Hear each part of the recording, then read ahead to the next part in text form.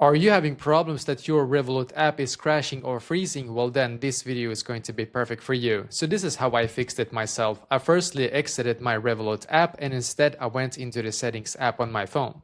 So now on your settings app, then what you're going to do in here is to just scroll down and then you're going to click where it says general. So click on general.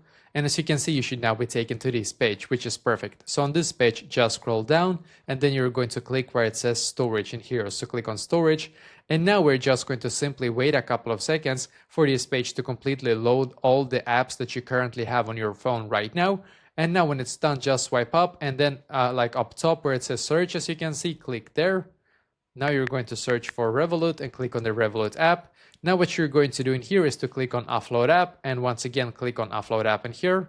Then just wait a couple of seconds until it actually is done loading here and then click on the Reinstall App button right here. Now what you're going to do now is to just simply wait for your Revolut app to completely update to its latest version. So I did this and when it was done, I just went back into the app and now it works perfectly for me. So try this and hopefully this will be able to fix it for you as well.